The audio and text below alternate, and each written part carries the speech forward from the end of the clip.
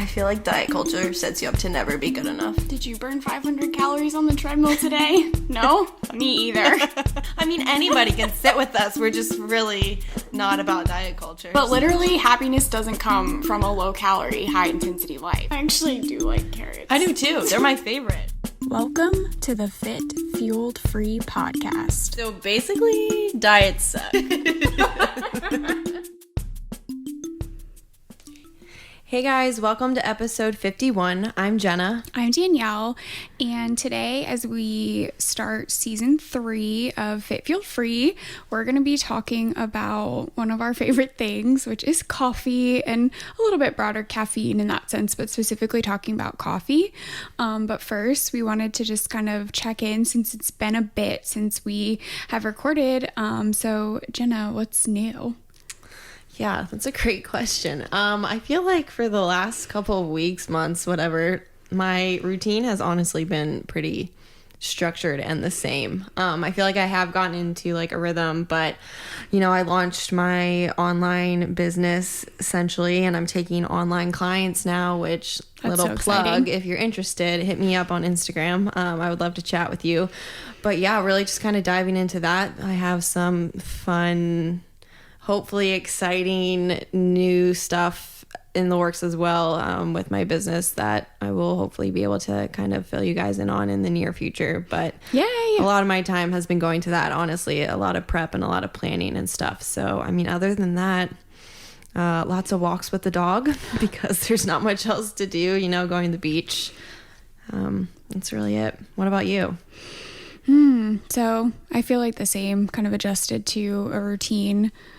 And I've been doing a ton of reading and some walking. It's so hot. Trying to get as much time at the beach as possible. I don't know. I feel like I've been doing lots of things, but also nothing at the same time. Yeah. But I am super pumped to get back into recording again and just continue growing as a dietitian in this season of kind of COVID is obviously still here and rampant, but like trying to figure out what normalcy is looking like. Yeah. I feel like that's, and I got a tattoo. Oh, yeah, she did. That's my big, I haven't seen it in person. Oh, yeah. I'll have to show you when we're done. Yeah. But that's my big update. So if anyone's curious, I got a lotus flower that has a semicolon in the bottom of it. So just representing growth because of, for me, the lotus flower symbolizing that it comes up through the mud and blossoms. And that just means a lot to me for my life and just things that I've been through with other people. And of course, the semicolon just representing that your story isn't over, because as you guys know, I'm super, super passionate about therapy and making sure we reach out for help to prevent suicide, and just something as a reminder that like life is worth it. So it's actually kind of like a pretty intense meaning for me. But I'm super happy. I look at it every day and I'm just like, I can't believe I have this. Yeah, badass. Yeah, so that's probably my biggest. I'm like, I just reading, just chilling. Well, by the way. Yeah, I did that. That was kind of cool. Welcome to the club. Thanks. I highly support. It feels good to be a part of it. Oh, yeah. I don't think I necessarily like fit in to the vibe of a tattoo parlor when I went, which is fair enough, but right. It's okay. I understand survived. That. Yeah. I can relate. So, in talking about coffee, so there's some more science heavy stuff in regards to what it really does for your body, like recommendations, how that can play a role in a lot of things, but also more of the lifestyle factor that we're going to dive into, how it can affect other things that you're doing, kind of be a mechanism to cover up some stuff. Jenna's going to dig into her experience with how it impacts your hormones and touch on that a bit, and also just focusing on the diet culture aspect of like how coffee can be so demonized because of the things that can be put in it and just the whole like culture aspect of that. So to dive in, you want to start with coffee and exercise? Sure. Yeah. Okay. So, I mean, I always kind of tell people like I have people come to me and they're like, oh, like, do you recommend having coffee before a workout? Like, what are your thoughts? And honestly, like, it is so individualized. It's so dependent on the person, how sensitive your body is to caffeine.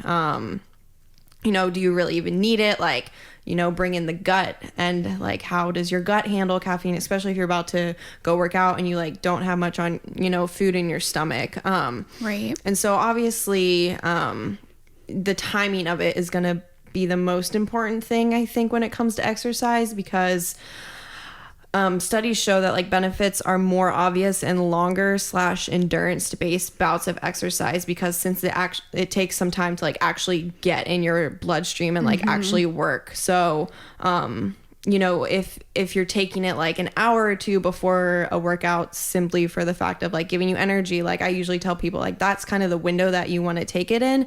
If you're downing a cup right before your workout, I don't typically recommend that, just because, one, it's really not gonna hit you immediately, and also it usually causes some GI distress when you drink it that fast. Yeah. And then you go and like work out. At least for me, I've experienced that a ton when I've been experimenting with coffee and working out.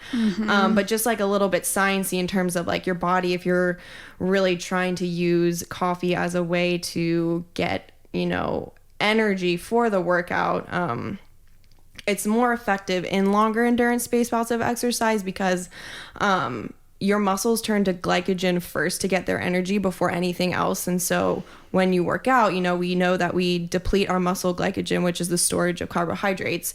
And so that is going to be the primary fuel for your muscles for that energy production. So if you're, taking a cup of coffee right before the workout, like, just for the sole purpose of the energy, it's not really going to do much for you, just because like that your body isn't going to turn to the caffeine, because it's not really even going to be there in the first place. Right. So it's more like with the endurance, the benefit of being able to shave off time or have the ability to go a little bit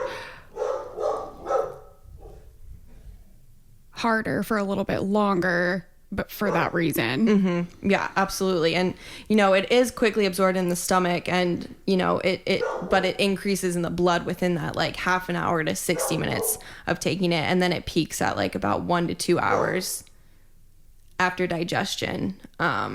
So like I said, referring back to kind of maybe that like 1 hour kind of seems to be that sweet spot if you're using it for the sole purpose of energy. And not that caffeine is even bad for working out. There are like marathon runners and ultra marathon runners who will like pop those. They're like little gel. I'm not exactly sure what all is in them. But I know like caffeine is one of the ingredients. So like there are benefits to like having that extra boost of energy. Right. And I'm always a huge, like, I drink my morning coffee no matter what, workout or not. But just some things to kind of think about when you're going to work out, and like what the purpose of the caffeine is. And I think it really just comes down to like knowing your body. Right. Because like for me, like I have to have a little bit of something in my stomach with a huge cup of coffee, especially if I'm going to work out. I just have like major GI issues. And I'm just really sensitive to a significant amount of caffeine. So I think it just is going to take some like trial and error in terms of working out and like consuming coffee with what works for your body, because everyone is pretty different and it's so individualized. But you don't need it for an effective workout. Right. If you need that energy boost, sure, but you don't need to take it. Just along with like, it goes kind of hand in hand with the whole pre-workout thing. Like people are like, oh, you have to have an effective workout, like only if you take pre-workout. And it's like, well, that's not necessarily true. It's just kind of something the industry has told people that they need. Yeah. And some of the doses of caffeine that can be found in pre-workout are pretty close to the amount that's recommended in your total day. Yeah. And so not to be food policey at all, but again, just coming back and listening to your body, because if you're in tune with your body, you're probably going to notice like feeling jittery, depending on how much you've eaten, or just like an alertness that pops on that wasn't there before, and just kind of and that's probably why you go towards it. So just trying to kind of come back to what's going on with my body, and obviously taking into consideration any medical concerns that would be a reason not to be consuming that much caffeine, but just something to think about there. Yeah, absolutely. So yeah, I mean, that's really it. I think it's just going to take a trial and error for, the exerciser, and just kind of remembering like it probably is going to have a little bit more benefits for the longer, more endurance based bouts of exercise, or if you want it for like the quicker, shorter amounts of time, like just try and consume it if you want to be particular, like an hour or so before you plan to work out. I am coming across a list of recommended foods to eat before exercise. I saw a latte listed on one list that I've seen in my time of caring about that, which I feel like it could have come from God knows what magazine. But I actually like that idea because it combines if you're using regular milk, so I know the protein and carb content is going to vary on this, but if we're just looking at it for what it is there, you're going to get carbohydrates and protein, but you're getting more carbs than protein by a little bit. So it like helps with that. Plus you get the caffeine part of it. And so, yeah, that is going to digest a little bit slower because there's other stuff going on, but like for even just a snack before, having that additional ingredient could be a benefit if you tolerate dairy, and if not, looking for a almond milk that has pea protein added, or doing a soy milk or something like that would be comparable. But yeah, it was kind of interesting when you think about how those different pieces come together and what the purpose of that actually would be. You probably wouldn't think that that's like suitable for using for that purpose, but a latte is mostly milk. So depending on the kind that you use, you can actually kind of get a lot of benefits of a pre-workout fuel opportunity from lots of different sides. Yeah.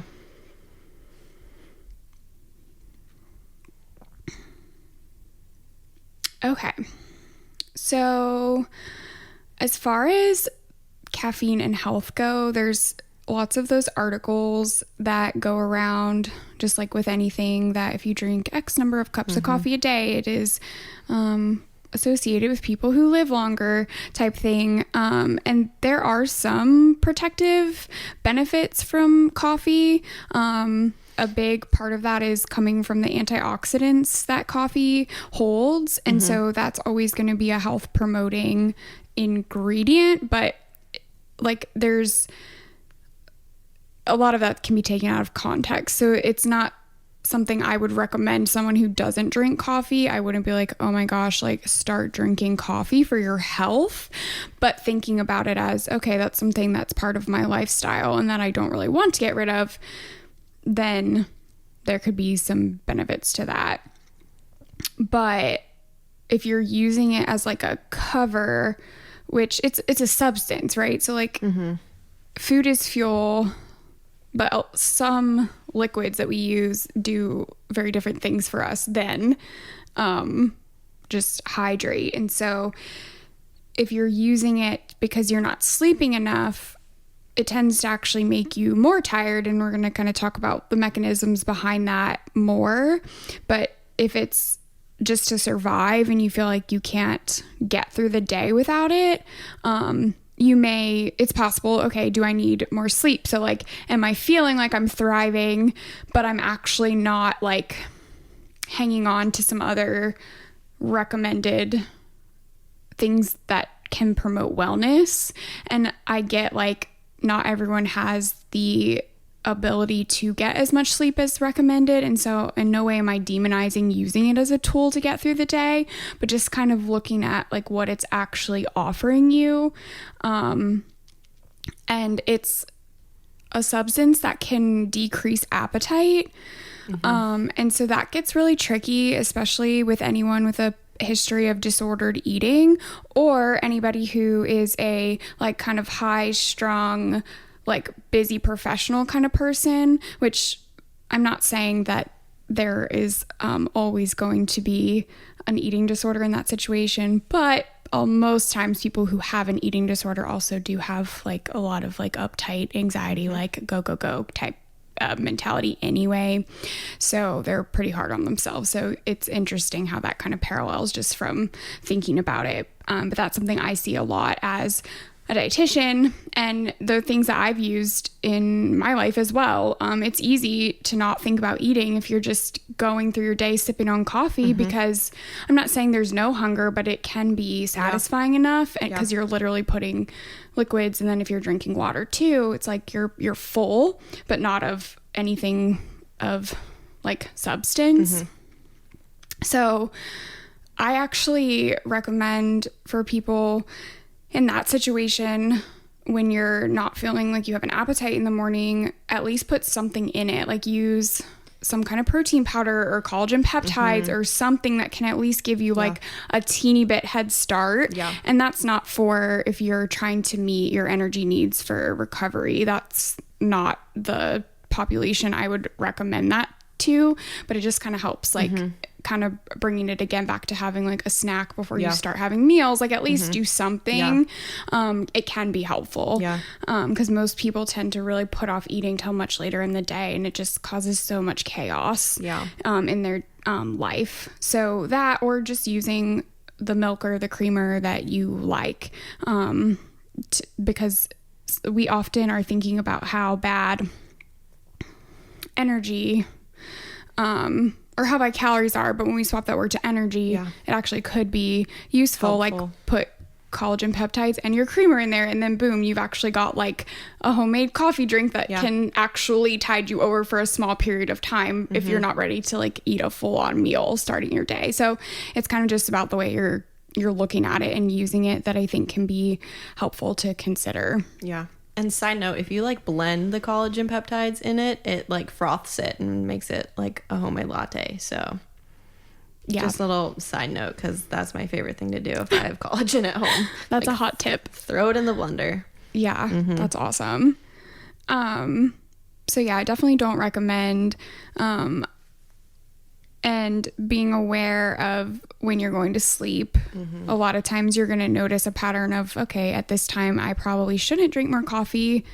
And again, not because it's like a hard food rule, but just trying to honor your body, because there's like acid reflux can pop up if you're drinking too much of it for your body, or you're having a hard time sleeping, or you're like not eating enough later in the day, because again, you've been just like sipping on that. And so just coming back to like, what are you actually using this thing for? And because I touched a tiny bit on how caffeine can be kind of negative in a recovery aspect, just if it's being used inappropriately to stave off appetite and kind of give yourself this false perception that you're able to go and don't need any food. And like, I get it. Like, I have been that person. It's really easy to do. But if your calcium intake is low from your diet because you're not eating enough food, period, or you're avoiding certain food groups, you're not consuming things that are fortified with calcium, caffeine intake can ultimately have a negative effect on your bone density. And so that's a high risk for anyone who's got an eating disorder after a bit of time goes by, just because our food is fuel to keep our body protected, and that becomes a risk, especially for women. So just like, not a threat. That's not the point of this, but just kind of putting it out there so you can make your educated choices on how to use coffee in your day to day. And I think this episode kind of stemmed from us. Well, it came from a post I think that we put up, but then it just like had me thinking about like how much frappuccinos specifically, I don't know, whenever I think of coffee and like diet culture, that's where my mind goes, because I think it has just demonized that so much. Like, I remember like freshman year of high school is when I first started, or I guess I was first introduced to Starbucks and like coffee, and I wanted nothing to do with it. So I remember like in the summers, like me and my friends would walk to the Starbucks by our house, and I would get a vanilla bean frappuccino. And it wasn't until like a year or two later that I became made aware of like the calorie intake. And then I was like, oh, well, that sounds like a lot. Like, I guess I should order something not as quote unquote bad. And it just, I don't know. I just think it takes away from the experience of it. It does. And it's now being on the other side of that whole diet culture, it's frustrating because it's like you can enjoy a freaking Frappuccino in the summer or winter or whenever you want, if you want, and like move on with your day. Yeah. I don't know.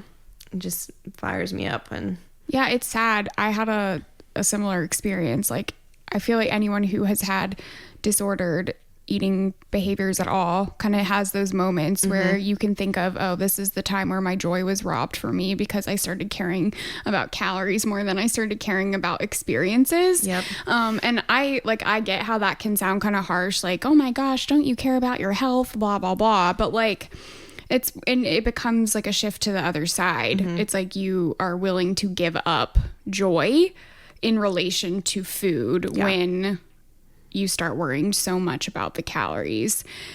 And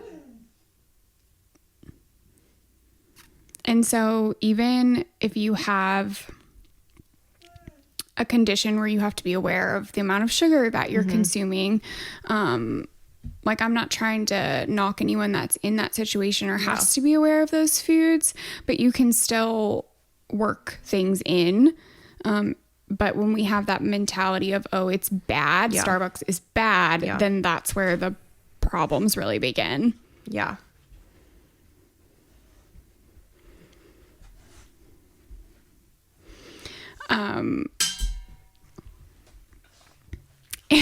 When I first started drinking Starbucks too, it was like picking the sugary drinks, quote unquote. Like, that's not actually a bad term. I just feel like it gets used in such a negative way. But I loved the chai tea latte. It was like my favorite thing.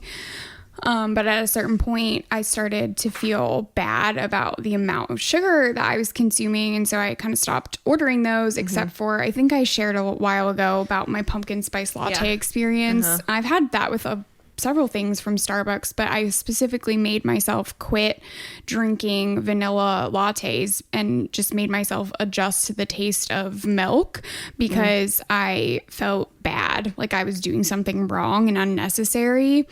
And that was during my dietetic internship. So I kind of felt guilty. Like, what kind of dietitian am I if I'm drinking this sugar-laden Starbucks? So it's kind of crappy. Like, and now I actually have never in my life liked the taste of cow's milk. It has nothing to do with like it being from a cow. I just don't like the taste. Like, I love cheese and yogurt and ice cream, but I like made myself drink that. And when I think about the taste of just a regular milk latte, it actually makes me nauseous because that's how much I really wasn't into it. But my mind was like, okay, mind over matter. Like, milk has sugar in it. It will sweeten it enough for you. And sure enough, I tricked myself. Like, you do get used to it over time, drinking X number of grams of sugar, and then you cut back to, a third or a quarter of that amount. Yes, over a few times of ordering it, your taste buds are going to adjust. But it was just the way that I was going about it wasn't in like a healthy way for myself. And I see that now, and it's kind of like sad. Like, I remember where I was sitting, and it just like this cafe I would go to, it was a Starbucks that was within a facility, and it just like, that's kind of depressing. That seems like the vibe that you're feeling from remembering those times. So like, I get the concern that I guess we'll call it the general public has about our ingredients of food. But I don't think Starbucks was ever trying to like hide it. It's just that that's what makes it taste really, really good. Yeah.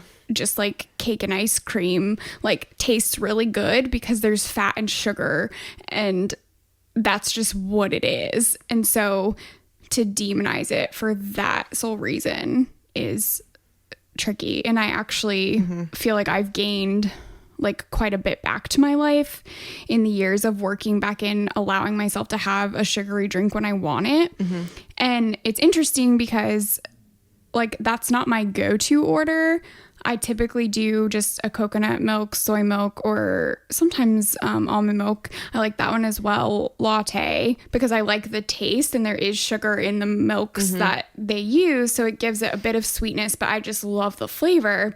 But then there's times where I'm like, I would love some caramel syrup, and I, you know, or whatever, you name it, based on the season, and I don't like beat myself up about it.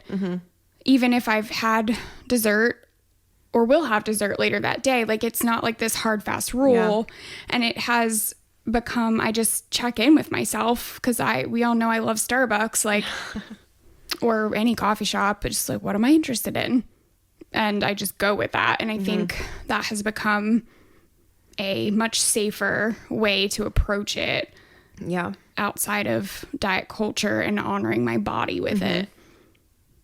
And I don't know if anyone else can relate to this, but I feel like how you were saying people with like in disordered eating or eating disorder habits or lifestyles, like, will use coffee as like a appetite suppressant. Like, I definitely years ago when I was running a ton and like wasn't eating that much, like I was downing coffee. And I remember I would go to Starbucks a ton, but I would get like the air quote healthier version of the air quote unhealthy version of what I actually wanted. But it kind of goes back to like the whole idea around food, like when you restrict, it's like you want to even more. And so because in my mind I was having the quote unquote healthier version, it like was never fully satisfying. So I would like continuously go to Starbucks but order the same thing, where I bet as if I were to just have gone in like on a Tuesday and ordered the drink that I actually wanted, I wouldn't feel the like compulsion to go back to Starbucks every single day does that make sense? Like, order that drink. Like, I could have made a cup at home, but instead, because I wasn't like getting the satisfaction of what my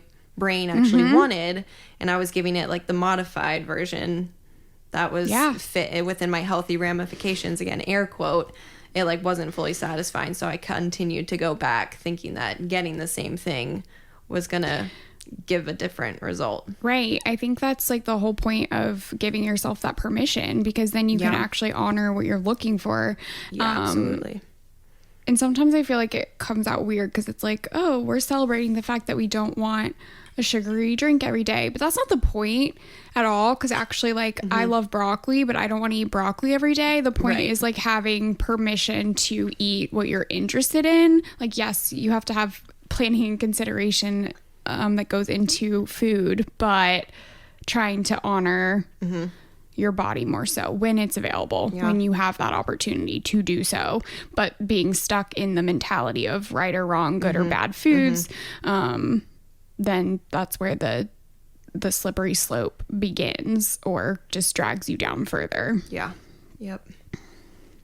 So a lot of times when I was preparing for this episode too, I've seen this for years, but a reason why coffee is off limits, quote unquote, for a lot of diets, meal plans, it actually isn't about the caffeine. Sometimes, and I've seen it, it's like I want to call it fine print, because it's like the tricky, like nasty stuff that does not belong anywhere. It's like because of the amount of creamer that people put in it.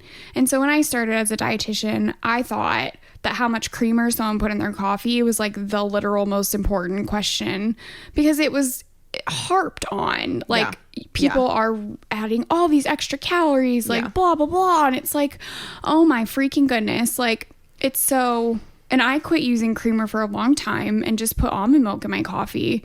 And it's disgusting. Yeah. I don't know. I mean, there are some people who genuinely like it, and like props to you, but right, like, exactly. Like, if you're forcing yourself to do it as a replacement and you genuinely hate it, like, right. And that has been my experience. Yeah, me like too. I like almond milk in a lot of situations. Like I said, if it's lightly sweetened too, like it tastes completely different. Or if it's made from scratch at a coffee shop, like, oh my goodness, that's so yummy. Yeah.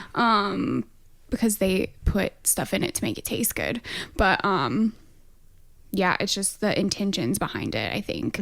So that's where a lot of times, like, anyone who's trying to encourage getting out of the diet traps is like, why do you do that to yourself? It's gross. Like, we get, there are people that may actually like that, but I think it's worth questioning your genuine intentions, because there just seems to be a correlation between not liking unhealthy foods, quote unquote, when you have disordered behaviors. And I do not think that that is coincidental. Right, I agree. Because there is culinary science, you know, like everyone's taste buds are different, but things taste good for a reason. Right. Yep. So it's really unfair that coffee be demonized because of sugar that goes into it. So really what we're demonizing is the sugar, but because of that, and this happens all the time, like yogurts are unhealthy now because there's sugar in them. And it's like, well, that's actually like not the truth, because yogurt has so many benefits to it. So you're taking one fact that you're taking it completely out of context, first of all, because no food is good or bad. Right. And then you're giving it this label, and then suddenly it's on these lists of different articles that people are searching. Oh, I shouldn't eat that. And half the time they don't even know why. I didn't even know really what the deal was to begin with, but it's completely like taken and blown out of proportion is my like summary of the situation. Yep, I stand behind that. Yeah.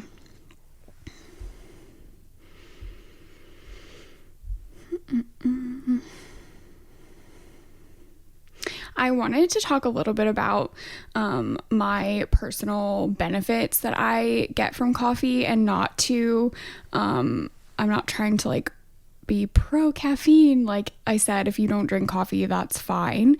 And I'm not trying to encourage you to start, but I love starting my day.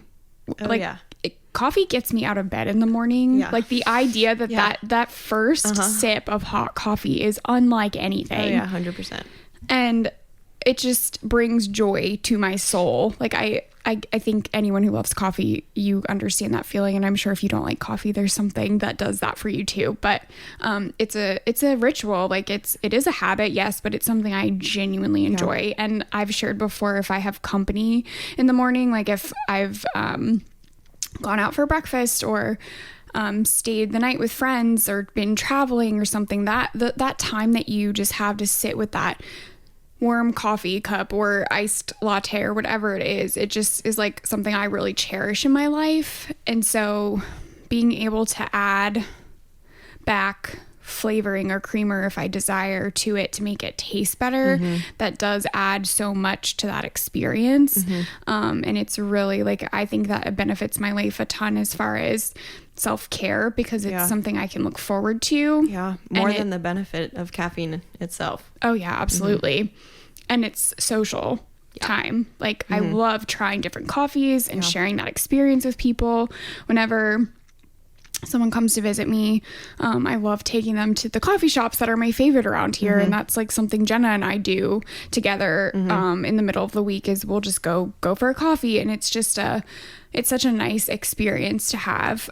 So I feel also like when I have my coffee, I just feel like focused and like strong and confident. And that might sound a little bit silly, but I think it's kind of like how if you like how your hair looks or something, it's like sometimes your like accessories or something you're doing make you feel good, or just like when you or people will say like, I felt really good about myself because I ate a salad. And even though that's very stuck in diet culture, it's like these little things that we do for ourselves that just kind of like boost us a little bit, that has nothing to do with actually like necessarily the consumption of it or like the context of the actual thing. It's just what it does for ourselves. And so obviously, yes, coffee does give a mental boost, but like it makes me feel good. Yeah. And so for me to think that like it's something wrong or bad, like those different times where I just was like being so hard on myself or convincing myself that I only wanted a pumpkin spice latte once in 365 days, that's just not like reality for me. And so like it's just a bummer of being stuck in diet culture that I don't think anyone deserves to have, because food is supposed to also bring you pleasure. Yeah.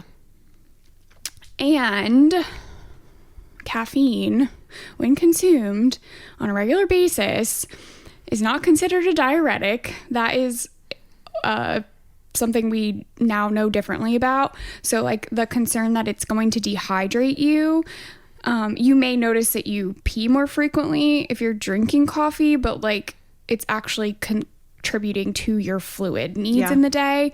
And so that's something I just need to like say, because it drives me nuts when people are like thinking, oh, I don't drink enough, but you drink coffee and eat fruits and vegetables, and that's contributing a lot of water to your body and fluid to your body, and that counts. So that's another benefit of it. It's a fluid I enjoy that keeps me hydrated, which was a cool thing to learn. Yeah, I'm glad you put that in there. I will say though, if I drink too much coffee, for my body personally, I notice if I drink coffee past 5 p.m., I get acid reflux like by 10:30. It's like clockwork, and it's hard, like I can do it once or twice, but like within a several week period. But if I make it a pattern, I'm dead. Like I'm getting reflux and I'm up for hours in agony.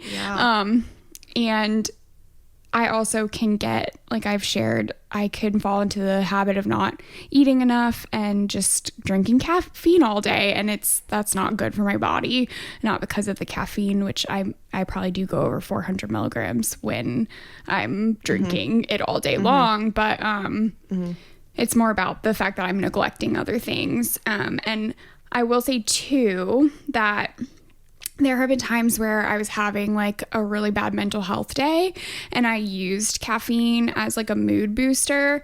And I think that it's important to just have awareness for that as well, because I don't think it's wrong. But if it's something like one that can become a financial problem, as well as like I'm ignoring what I actually need to take care of myself, because it can make you feel better, because it literally is like giving you energy. And when you're having a bad day or going through a depressive episode or anything like that, it can lift you up. But if you're already prone to anxiety, it can create like real intense rush of that and just make your whole body kind of like feel like it's freaking out. And so that just being mindful of how you're using it for yourself, because if you do that every now and then, no big deal. But if that's becoming a habit, like okay, like maybe for your own like well-being, what's going on that we're using that for? And that's why I'm just being like completely blatantly honest. That's something, like it's a substance I know that I can abuse,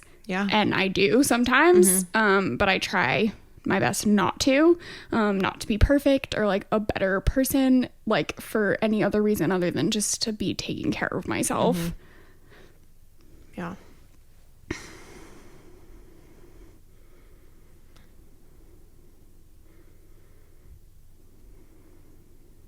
Do you want me to talk about the hormones? Oh yeah, that'll be good. Okay, so to kind of go on the other side now here to talk about coffee and your hormones. Again, I'm not a doctor, but I do have some personal experience with some hormonal issues, which if you have been, following me actively on social media for a while, you are already aware of that. And I think it's important to just be aware of and to note, just because I think a lot of our followers and listeners, are drawn to our account and what we have to promote, just because we do touch on the fact, like on how to like overcome eating disorders and share our stories. And, I think so there is a huge group, or at least a group of people who, can benefit from some insight as to the effects of, coffee and hormones. Because typically you find that with disordered eating disorders, your hormones take a huge hit as a result of that. Because our hormones are so intricate and so sensitive, especially as women. And so I'll only speak from personal experience, and I'm really only going to cover kind of like adrenal fatigue, because that is what I went through, and that's really all that I feel like I have even any type of qualification to talk about, since I had, I went through it. Yeah. And if there's, if you guys out there listening have any other hormonal issues and you have questions, please feel free to reach out and I can point you in the direction of a resource who I think would be good in terms of giving you some information in terms of other hormonal imbalances and issues. But I guess it was 3 years ago now, 3 years ago, when I was really 3 years ago. Wow, it's nuts that it was that long ago. When I was working on healing from the adrenal fatigue that I had just from over-exercising and under-eating, when I was going through my protocol to kind of like heal my gut and restore and like harmonize my hormones, I had to temporarily stay away from caffeine. And so without getting super sciencey, I'm going to give a quick background kind of essentially of like how caffeine affects your hormones. So caffeine heavily affects something called the HPA axis, which is your hypothalamic pituitary adrenal axis. I had to write it down so I didn't butcher that because that is a mouthful, which essentially is the linked system of your hypothalamus and your pituitary glands in your brain, along with your adrenal gland that sits on top of your kidney. And so the HPA axis mains function, cannot talk today, is to influence the body's ability to manage and deal with stress, both during activity and rest. Okay. And so obviously, when you are in a underfueling, potentially over exercising state, that in and of itself is already a high stress situation that your body is in. Okay. And so your adrenal glands, which are part of this HPA axis, their main job is they secrete cortisol and epinephrine, and epinephrine essentially is adrenaline, which are two very key hormones for all of us. And so adrenaline obviously increases your respiration rate, your heart rate, and your blood pressure. And then cortisol frees up your stored glucose, which we need in times of stress. Okay. And so caffeine specifically increases both of those things that are created by your adrenal glands.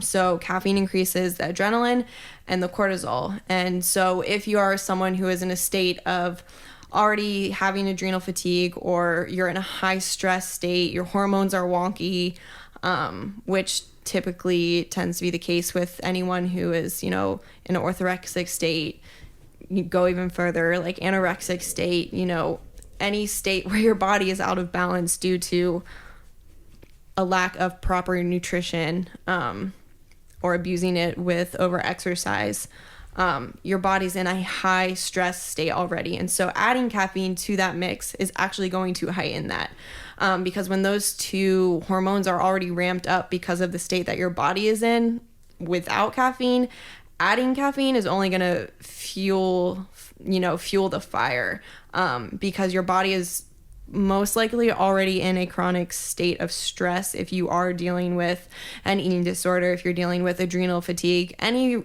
true hormonal imbalance, because obviously imbalance, like that is the lack of balance. And so if your body is not in balance, not to say that our bodies are always ever going to be in perfect shape and in perfect, harmony, because that's not realistic, but any type of imbalance is going to cause stress on our bodies, because our body's main job is to, neutralize itself and to find that homeostasis. And typically too, whenever we're undergoing something like that, there's like additional, like that's like the physical stress, but then there's like the mental stress as well. So it's like that word we use it so for so many things, but there's like layers upon layers that tend to be happening when you're using more caffeine. It's pretty intense. Absolutely. So typically with people who are in that state already, their body is already hitting this point of burnout, and adding caffeine to that is just going to propel that even more, because it's going to push all of those hormones that are already in a state of high stress to be even further into that deep hole, if you will, of stress. And so with my personal experience, when I was, drinking cup after cup of coffee every day, my hormones were out of balance, and I was having like horrible gut issues. And I think actually, I kind of knew this already, but as you were talking early in the episode, I was like connecting the dots about like, gut issues and not eating enough, and like this, all the, like, it was, I was just like, that makes so much sense. And so while yes, like I love coffee and I think that coffee is not bad. Again, like no thing is good or bad. There's no worth attached to anything that we put in our body. Coffee, when you are trying to heal from an eating disorder, hormonal imbalances, whatever it is, like coffee can make it worse just because of the effects that it has on your hormones. And I've had multiple conversations with people through Instagram messages when I was sharing kind of my whole process of healing, my body and my hormones about coffee specifically, because if you know me, I do like the morning cheers almost every day on Instagram with my coffee, because it's like you, I look forward to it like first thing in the morning. And for that time period, I had to cut it out. And people are like, well, why are you cutting it out? Like, what's going on? And so I just think it's important to know just like the actual chemical effects that it can have on your hormones if you're someone who is in this camp of people who is dealing with disordered eating behaviors or hormonal imbalances, to just kind of like be aware of how you can maybe take that first step to help your body heal if you are in that and on that journey of trying to work towards healing and recovery, and don't really know where to start. I mean, it seems like a silly place to start, and obviously I'm not saying that like, oh, if you have an eating disorder and cutting out coffee is going to like, right, fix the problem, because that's not the case. There's so many different, it's a layer. Yeah. Different, factors that come into play. But, that was like a huge thing that I noticed. As much as it like hurt my soul to temporarily cut out coffee, like I could tell pretty quickly how much cutting back and then completely eliminating the caffeine did help me feel actually more energized, because at that point I was so burnt out and my body was so exhausted. Yeah. Like even 5 cups of coffee a day wasn't giving me energy. That's so it's frightening. Yeah. So it's like there's only so much coffee you can have before, it's who knows what it will do to you. So I was like, well, adding a cup of coffee a day isn't working, so let's try the opposite. Let's try cutting back. And so I did find that when I was trying to heal the hormones, that actually cutting back on coffee, my energy increased, my gut was better, and slowly but surely through hormone tests and like working on getting my cycle back, like it did help. Right. And you've inspired me too, just how you'll order decaf or you'll use decaf at times because you're honoring what you are sensing your body needs. And I like always had a preconceived notion that like, oh, what's the point of drinking this if it doesn't have caffeine to it? But I think going through like not drinking for a year has taught me that like I still drink non-alcoholic beer and wine, and it's like, that's not, if you're using the substance, it goes back to like, what is your purpose of this thing? You can still actually enjoy, and I have enjoyed, like my aunt will drink coffee with dessert at night, but it's decaf because it's before bed. And I was like, that's weird, but I've done it with her several times and it's actually quite nice. And the coffee tastes the same. It's just, it's not fully free of caffeine, but it's severely reduced, and so you can still participate without getting that energy boost or energy subtraction, depending on what's going on with your body, which is a really good thing to think about. That and every place you go has a decaf option. I ordered I was on the decaf kick forever. Like my favorite coffee spot in the area, who like knows my order to a T, I would go in and be like, I'll get my drink but like decaf, and like she was like, is everything like decaf? And I was like, yeah, I'm fine, like I'm just trying to cut back. So if it's the experience that you enjoy, which for me, I love the taste, I do like the energy perks, but like it's more than just that and what the substance can provide. So being able to just get a decaf latte or just make myself a decaf cup of coffee, like that is a way to kind of still maybe maintain some type of normalcy if you are in the process of recovery, or trying to heal hormones, or even, you just want to not like simply rely on it as much. Like just go decaf. Go decaf. Drink decaf. Like a cheer or something. I'm still drinking Folgers coffee. Oh, yeah. Just for cough saving benefits because my really intelligent self decided to buy 2 giant tubs of it from Costco. Oh, so you're gonna be So drinking it's that gonna for be days. gonna be there for a hot second. And so I just like walk around singing the Folgers jingle like all of the time because it just gets stuck in my head because I know that's what it is. So That's really funny. I don't apologize if I just got that stuck in your head for the rest of today, by the way. Okay. Is there anything else you can think of? No, I don't think so. What about you? I don't think so. All right, guys. Well, thank you so much for listening today and welcome back to season 3. If you could give us a rating and review on iTunes if you haven't already and subscribe, that would help us out a lot because it helps to reach more listeners with our message.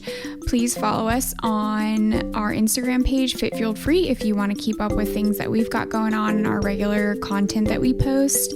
Jenna's stuff can be found at Jen Ep Fit, so everything that she was talking about, there's all the links and information on through her Instagram page, correct? Yeah. And then my personal page is dietitian Dani Cast, and we also have our email fitfuelfree@gmail.com, and we encourage and get emails of any questions, comments, concerns that you may have. So yeah, thanks again, and we're super excited to be back in another season. So we'll talk to you next week. Bye, guys.